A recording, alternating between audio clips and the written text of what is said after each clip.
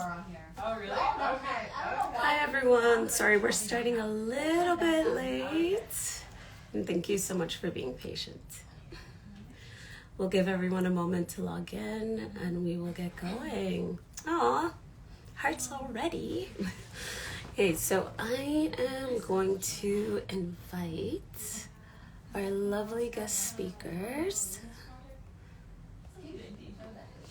But in the meantime, how is everyone doing? Drop a little.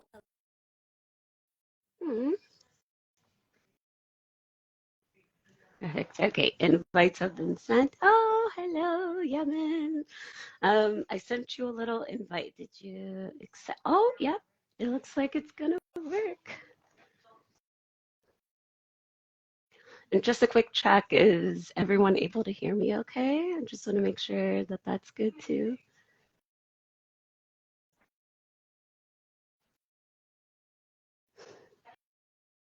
Oh, super awesome. Yes. Of course.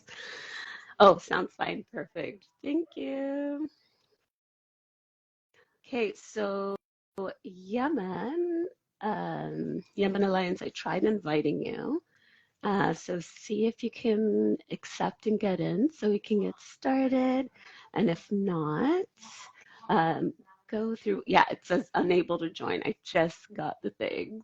So let's get Jihan on the line. So Jihan's actually a representative of the Yemeni Alliance. And for those of you who don't know, honestly, the censorship has just been insane. Like, I don't even know what else to say. The censorship has been unreal. And oh, they wouldn't let us. Okay. Have you tried?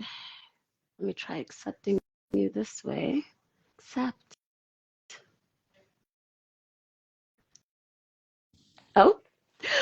Yeah. Hey, salam. Assalamu alaikum wa rahmatullahi wa barakatuh. Thank you so much, Jihad. Oh, thank you. I mean, we tried through the Yemeni Alliance Committee, and we can't go live until mid-February. So, Yeah. And I was just telling everyone about the censorship and just how atrocious it's been, especially for a lot of activist groups and a lot of influencers who are actually trying to do the right thing. For some reason, well, we know the reason, but it doesn't stop being frustrating. oh yeah, it sucks. But thank you so much for the invitation, and thank you for your voice. Oh, thank you. Well, I want to start off by first having you introduce yourself, as well as the Alliance, and just, telling us a little bit about what's been going on. Yeah, so the Yemeni Alliance Committee, I founded it back in 2017, out from the Bay Area, California. That's my hometown. So if folks are listening from the Bay, yay area. um, it was out of frustration, honestly, because there's so many, I mean, there are amazing progressive grassroots organizations, but we've never had anything that kind of led with, or Yemeni American led rather, so I've been an organizer forever, working on immigration and foreign policy, and we were just not making the impact.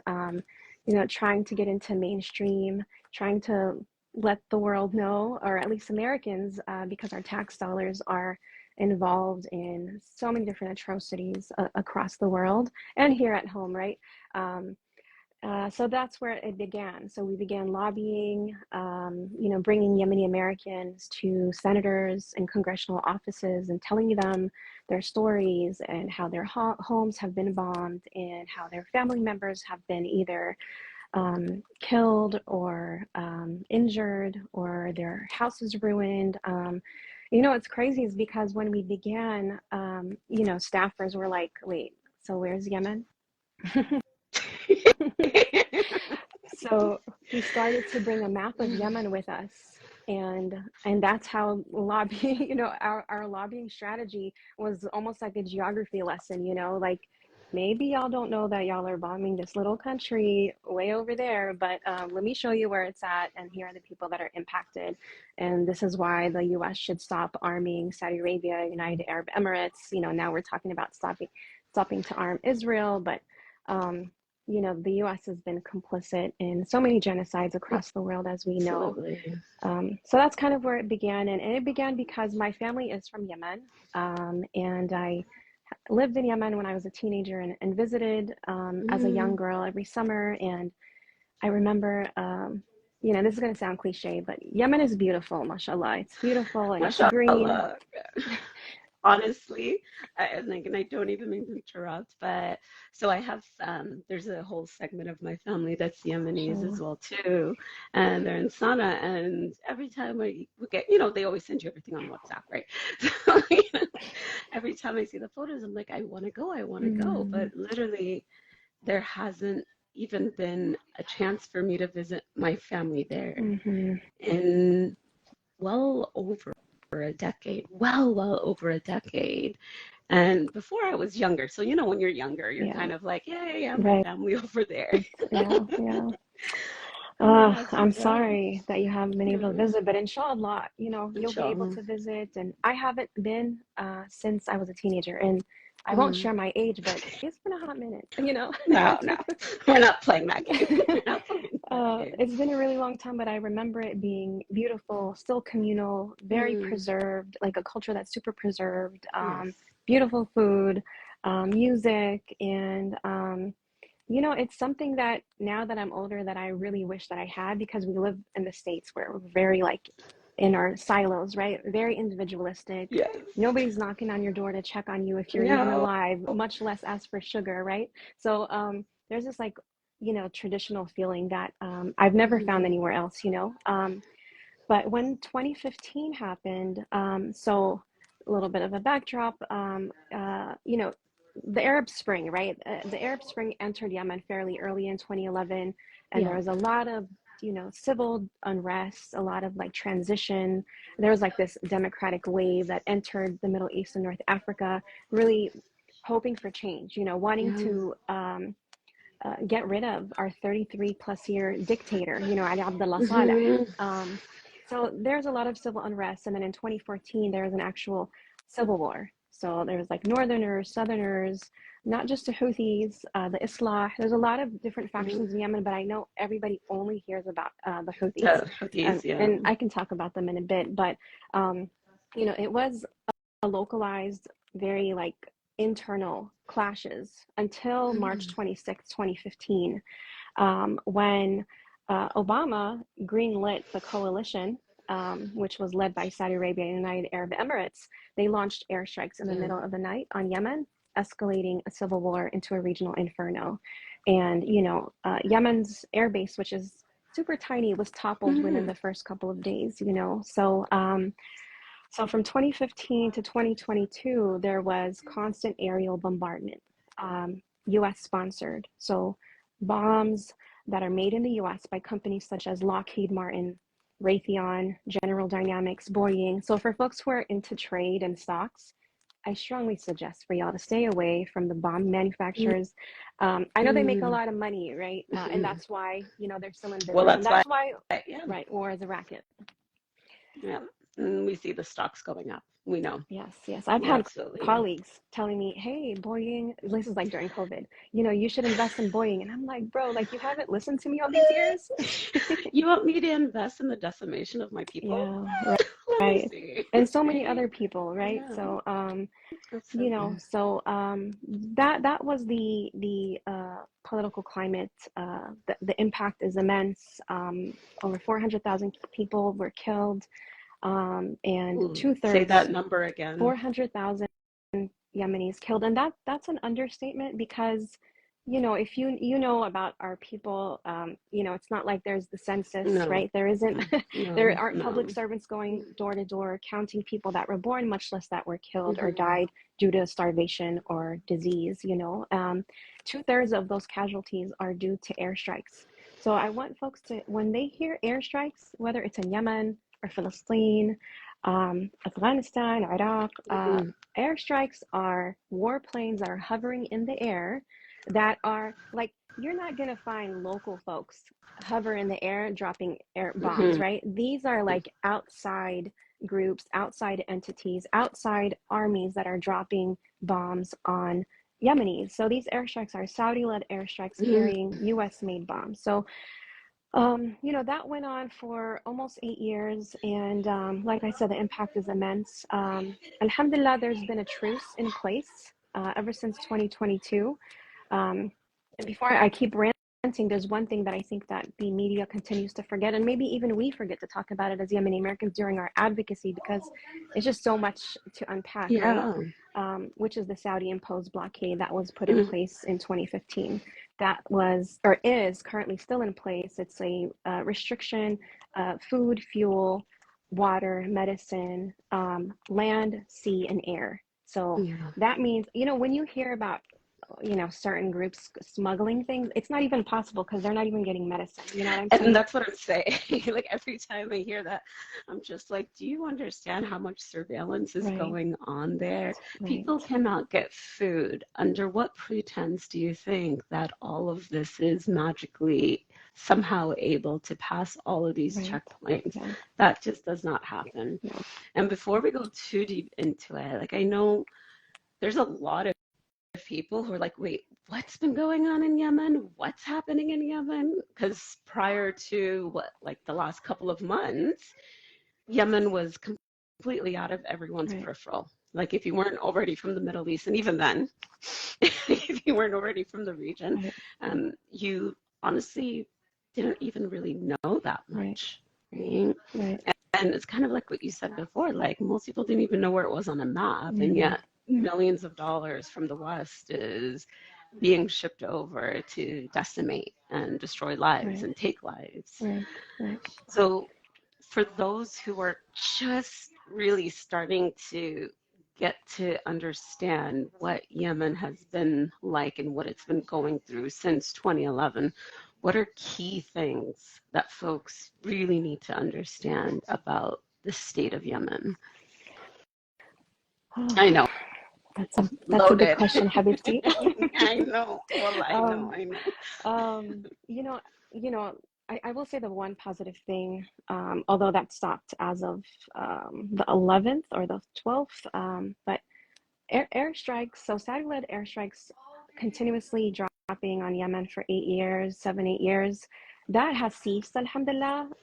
So what has been happening since last year is really a country that is trying to reconstruct, Mm, trying to rebuild.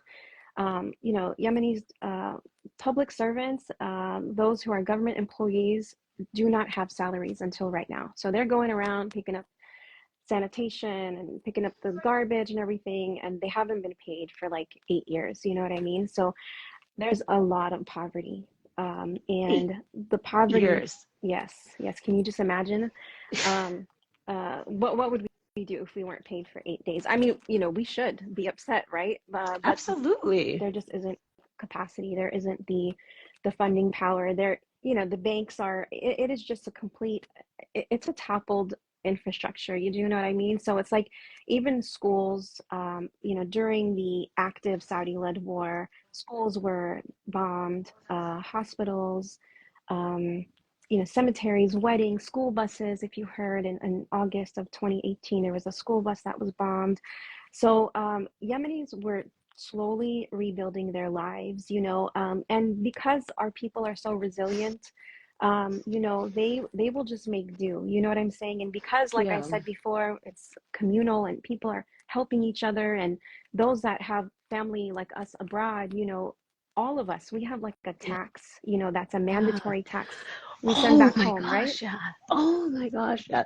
Like it's Yes, non-optional, and it's like sometimes like I'm like even going grocery shopping, I'm just like, oh, do I need that extra this? Do I need that right, extra that? right. Because that's money that I can use Yeah, yeah, getting the medicine when I can right. send money to them. Because Yes, that's the other yes. thing, because we can't always send money to them. I mean, we're Uh, struggling here with inflation and everything too. So, exactly.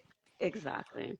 And one thing that I just want to point out, like, you said, you touched on the resilience, and I am all here for the resilience, but I also don't want resilience to be the only thing that I center, because one of the things that it really does is it just gives this idea of they'll be fine, they'll figure it out, they'll be fine, they'll figure it Right, out. No, just because people are doing what they have to do to right, survive right, doesn't mean there isn't room for compassion, doesn't mean there isn't room to soften the burden and right, step in and do right. something, right?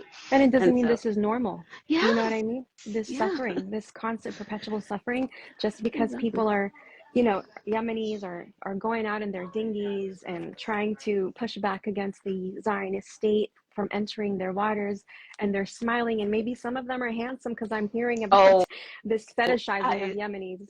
Okay? Like, come on. Can we stop that? when I saw that that was going viral and that apparently everyone was super excited about it, that was just disgusting to me because I'm like, that young man has spent probably what's half of his life or close Yeah, to in a complete state of instability and trauma. right, right, And the one thing that everyone wants to talk about and spread is look at how handsome he is. right.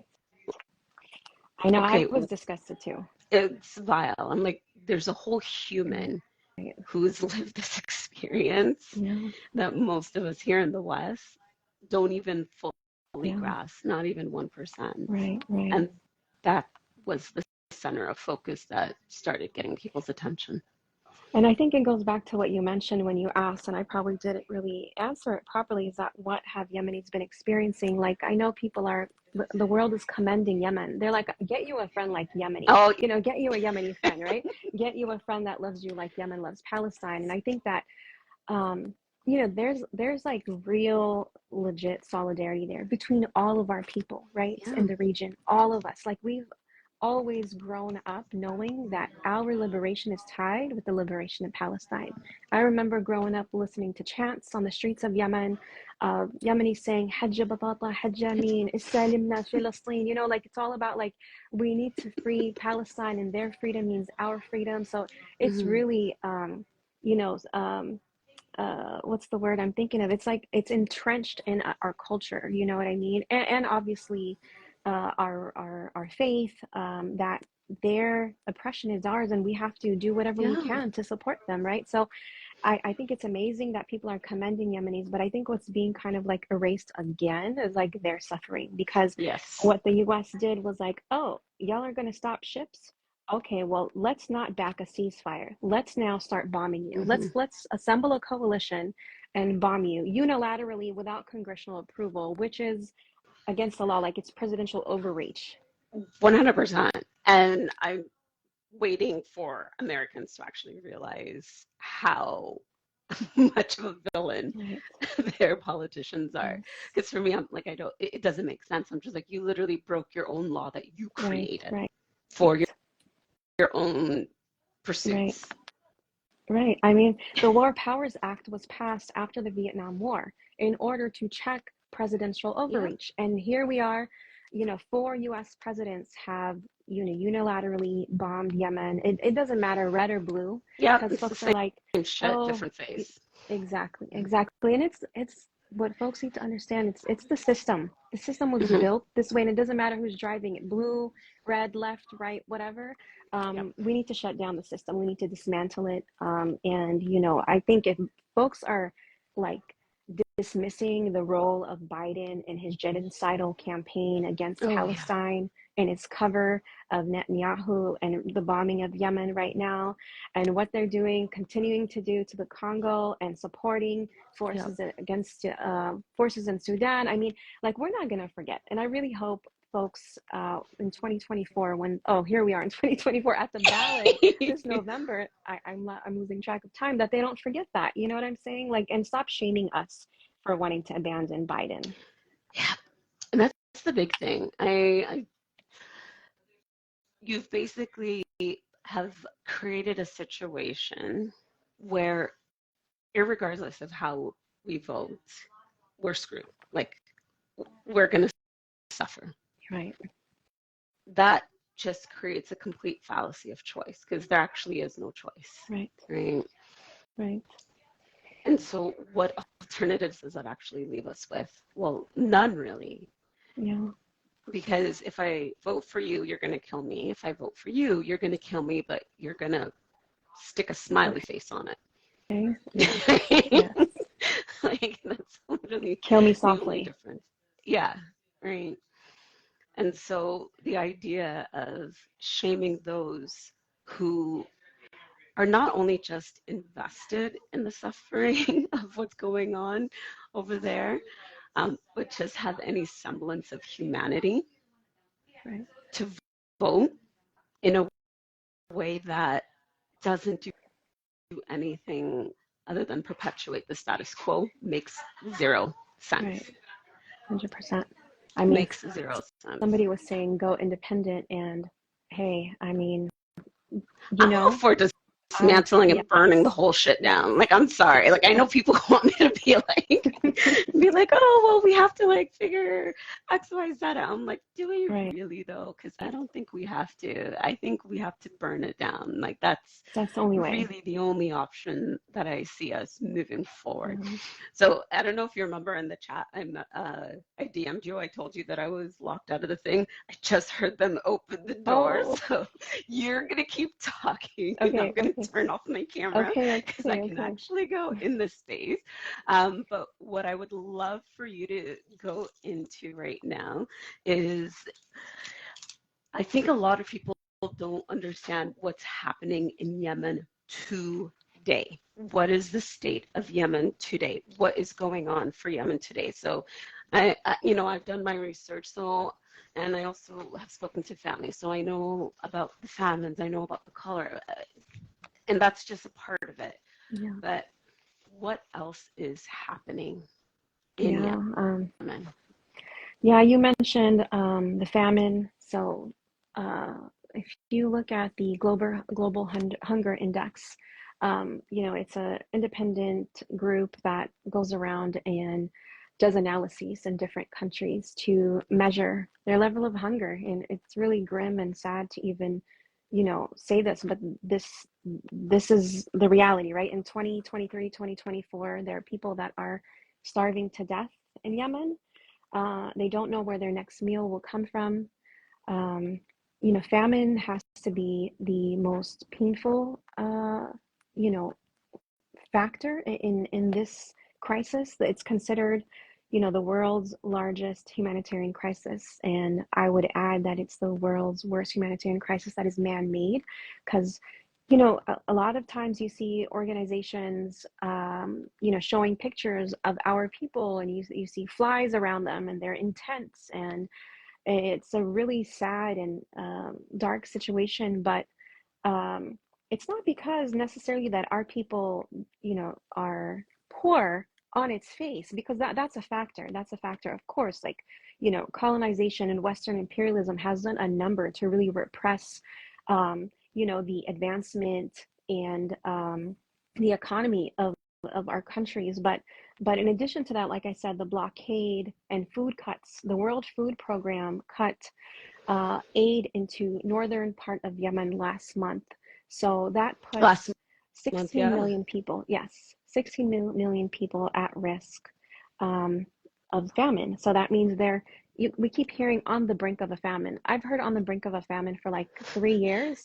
And It's a famine. Like, yeah, what's the baseline that we're right, like? When do we get to actually say that that's what it is? right. I think naming it will then just uh, will hold these powers accountable, so on the brink means that they're not necessarily all the way Hmm. hungry and starving to death. So according to NGOs that we work with at the Yemeni Alliance Committee, like Yemen Relief and Reconstruction Foundation, who we currently have a fundraiser for, they're Yemeni led, they're volunteers, no overhead costs. If folks want to help Yemen monetarily, That is the only nonprofit organization that we endorse. But they tell us that over 16 million people are starving. So, with a 16 population of million. 30 million people in Yemen, that's over half, So, just imagine, us not knowing when our next meal will come from. Our whole life here in the States is really, um, it revolves around food. You know what I mean? Food Hmm. and And commerce, water. right?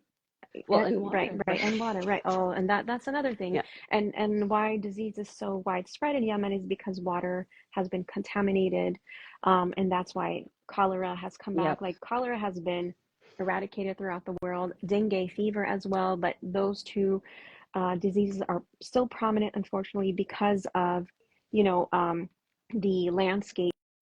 And obviously, COVID did a number on Yeah. Yemenis. Their mass graves being dug in order to, because they didn't have space to put Astaghfirullah. people. Yeah. So there's a lot of famine, a lot of poverty, a lot of hunger, a lot of instability.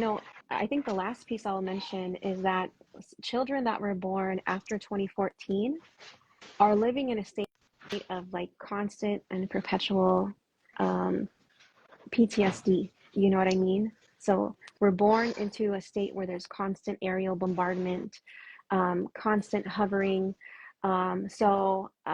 There's forget about going to school every day, and going from one grade to another and reading. I mean, I think, alhamdulillah, our people will do whatever they can, like we said earlier, Yeah, of to support course. their kids and support their community. But they're not living in a state of normal.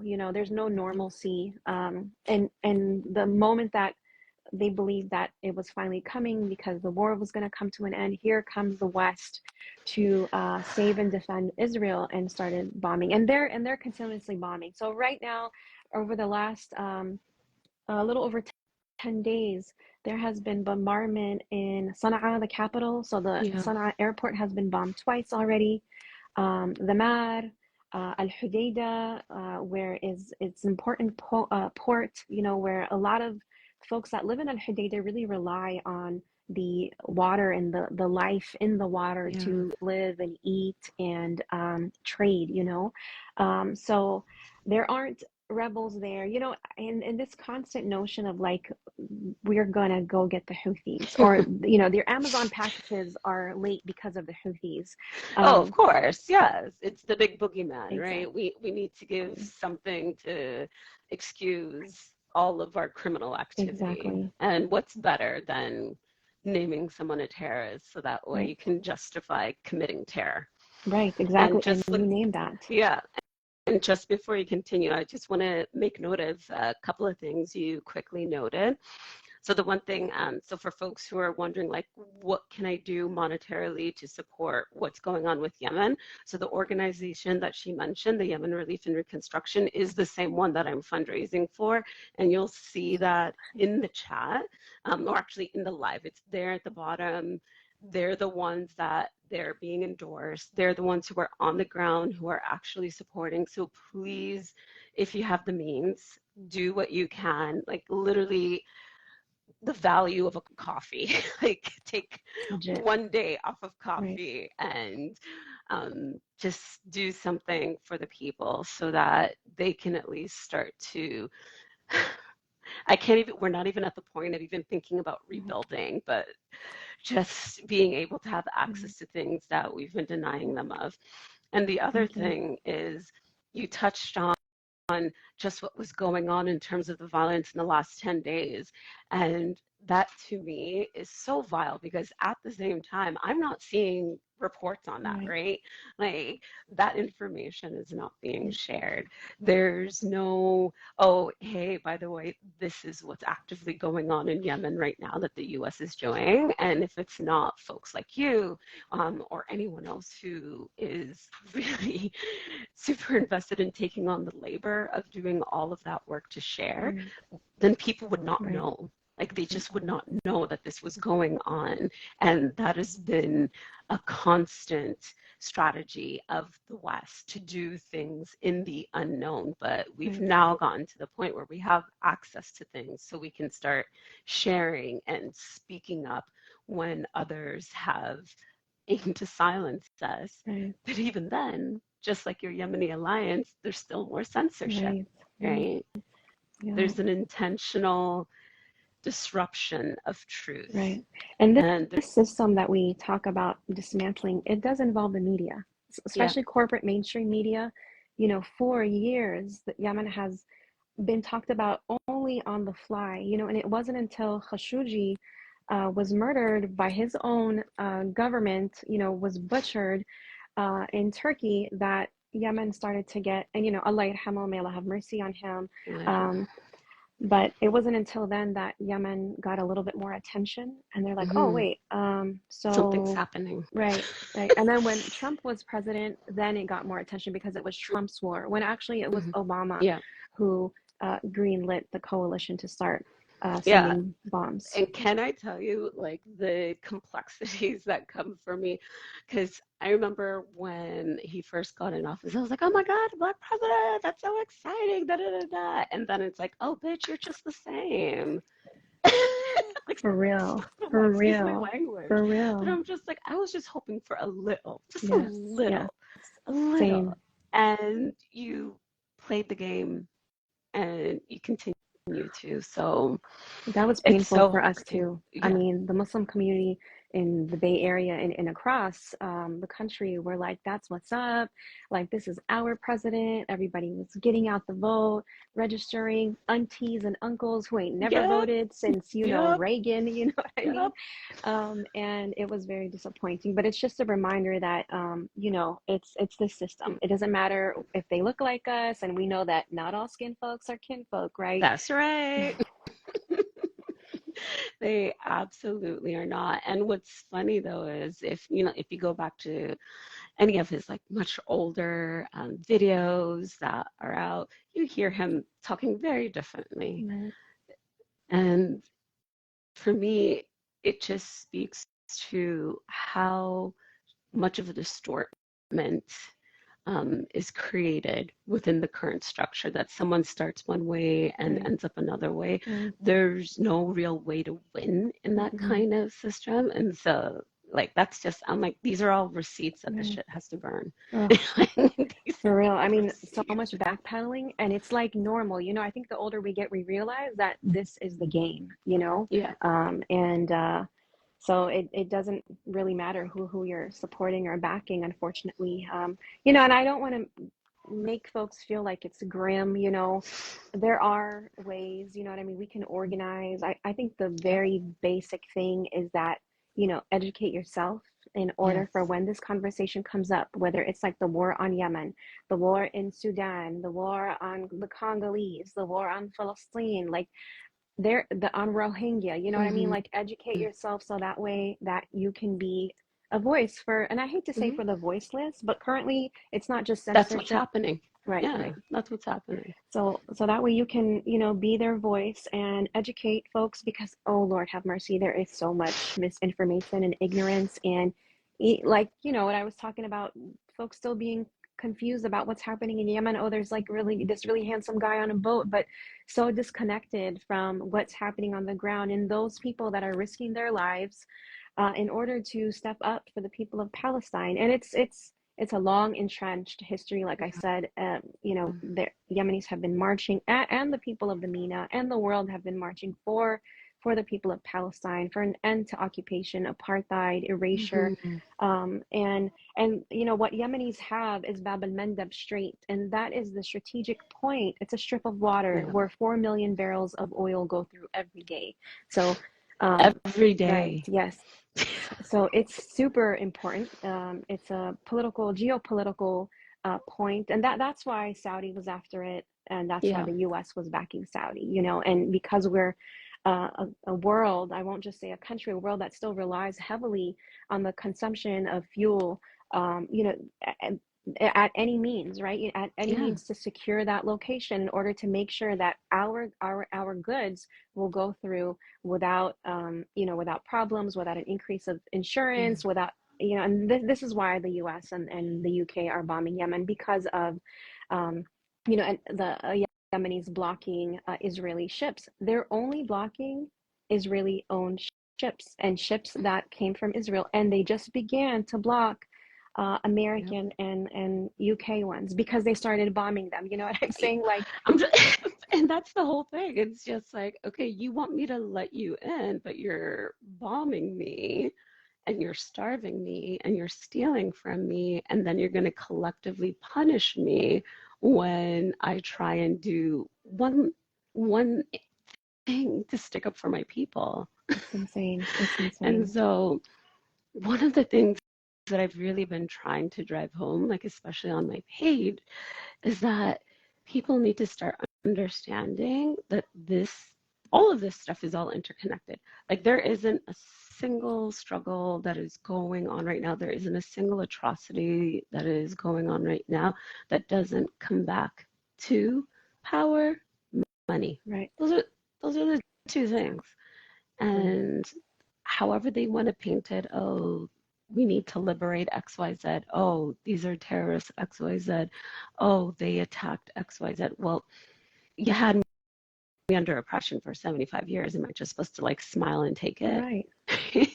I mean, It's And it's so, it's delusional, to it's think that absolutely. people are supposed to continue to accept mass murder and genocide and erasure and land grabbing forever, I think what you said about terrorists, and one thing I forgot to mention is that a couple weeks ago, the United States called the Houthis, they designated them as a global terrorist Yeah, organization. So that is a problem. Why? Like us at the Yemeni Alliance Committee, we're nonpartisan, so we don't support any group in Yemen, and instead we insist on the sovereignty of Yemen and the people of Yemen to dictate their own affairs. They have the autonomy to do that. We are only doing the one little thing that we hope that we can do, which is raise awareness and try to advocate and push legislation to end the US support yeah, for the war on Yemen. But what that does is when you designate a group as a terrorist organization, that means that folks like us that want to send money to folks in that land,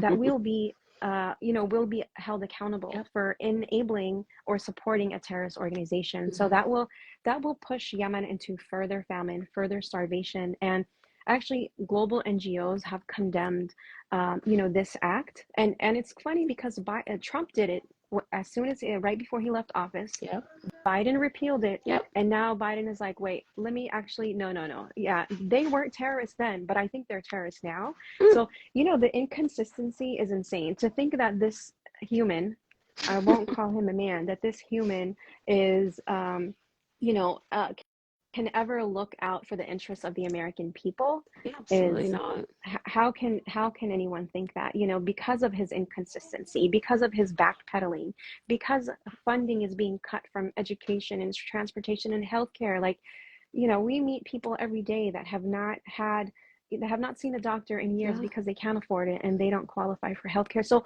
when we think about that war that's happening over there, you have to think about it as that's a war that your taxpayer money is supporting and funding. It's being taken out of education. It's being taken out of healthcare. Like, it doesn't happen.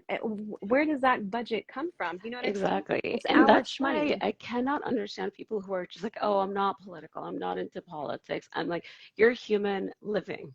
Right, You're a part of this. right, right, Until you're in the ground, you are a part of right, this. right. Because guess what? Whether you want to or not, you're Yeah, enabling and you're a part of it. right, And so you can choose how you want to be a part of it. But irregardless, you right. are. You're paying your Exactly, taxes. You are a part of it. exactly. Oh, geez. Is there, in terms of what you've been seeing online, is there an ask that you have of people who want to come and offer solidarity? What are ways that they can be of the best impact in supporting? Thank you for asking that. I think it's crucial that folks support the lead or follow the lead of Yemeni Americans that have been doing this work.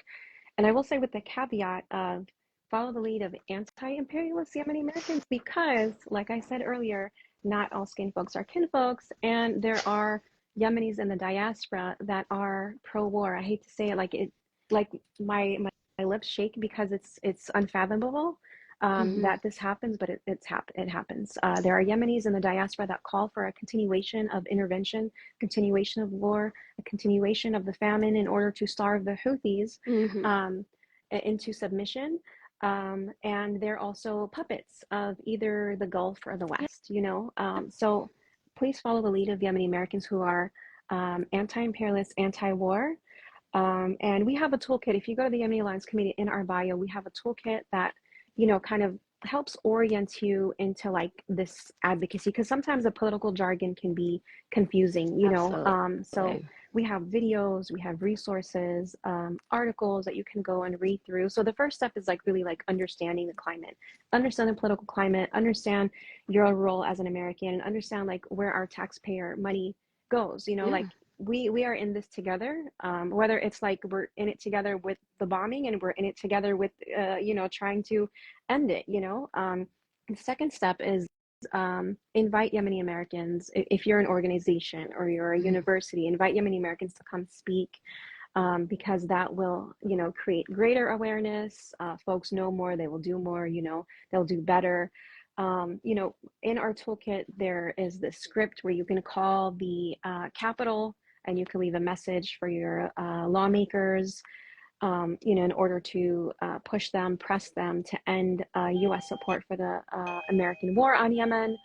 And then lastly, donate. I never push folks to donate because I know it's such a tough time. If you're able Mm-hmm. to, great, please support the Yemen Relief and Reconstruction Foundation. If not, I think all these other pieces and following us, because the situation evolves. You know what I'm saying? Like Yeah. last month, we weren't talking about the US and the UK bombing Yemen, but No. here we are. So I don't know what it's going to look like next month. So follow us, and we try our best. We're all volunteers. We all have full-time jobs doing other things, and we try our best to kind of update our followers. So I would kind of just, remind folks to just follow the Yemeni Alliance Committee, and share, use your social media platform.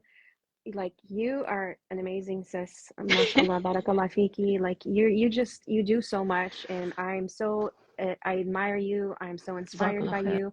You are constantly talking about every issue, and follow sister, Red Mat. Sorry, your profile, because then that way you can do better. You can do better for the people of Sudan, the people of Congo, the people of Yemen, the people of Palestine. Um, and yeah, use your social media, just like share, you know what I'm saying? Like, it could just start Honestly. there. It doesn't have to be where you're Yeah, and creating that's what I posts. tell people. It's not everyone has to do everything, but if everyone does Yeah, something, then like, wow, right, right. how impactful would that be? Exactly, Right? exactly. And Some of share us the right have stuff, please. exact share the right stuff. Yes. Yes, share the right stuff. That's a big thing. Right? So some of us have the finances, some of us have the time to be able to like create and share, some of us have the voice, some of us have access to different things. So Right, regardless of what you have access to, use that. No one's asking you to recreate the wheel, no right, one's asking you to do something completely out there. You have your tools, you have your skill sets. Lean into right. them and educate yourself from those who are on the ground and doing the real work. And how easy is it to simply amplify, Yeah, right? You don't even yeah, have to create, you can just amplify. right, You see the post, repost it, put it into your story, allow right, it to spread around, right, make comments so that the algorithm keeps right, moving and going, right? right, There right. are so many different ways that we can show up for one another. And so I'll just it's just, add one thing, yeah, if you don't mind me interrupting you, but I strongly suggest to not recreate your own stuff. Like, recreate your own material and your own posts, because there are a lot of grifters out there with, I can't speak for their intentions, but there are a lot of folks out there that I am seeing talk about Yemen in a way that does not help the people of no, Yemen. You know yeah. what I mean? So just, you don't have to do that. I know Canva is super dope. Like, it's so easy to do stuff in there. But like, please don't. You know what I'm saying? If you got skills like that, reach out to us so we can work together. Because, That like I said, there's, is a yeah, beautiful thing, right? Because we always need people to volunteer and offer their yes, skill sets. So that is a beautiful way to reach out. Yeah, this is not going to be the last time we're talking. We're definitely doing this again. thank you, And I thank love saying your you. name because it's my best friend and cousin's name. Oh, So every time I'm like, I call her Gigi though. that's what they call me. They call you too? Perfect. Gigi, Gigi. سلمي Tamam. على Gigi. So I want to say thank you so much for offering your time just to like educate us. Um, I am planning to have a collaborative live. I want to bring um, Yemen, Palestine, Congo, Sudan, and Tigray together to Mhm. do a whole panel because everything is so interconnected. And I Mhm. think once people actually see all of that at the same Right. time, Yes. they can understand we are Inshallah. all battling the same thing. And Legit. so, Yeah. Inshallah. I'm down. inshallah, And we're also at the Yemeni Alliance Committee are doing something next month, inshallah, with Kambale, who's going to be talking about the amazing. Congo. And then Yes. Nancy from Ion Palestine is going to be talking about Yes. Palestine, and then us, so Yes.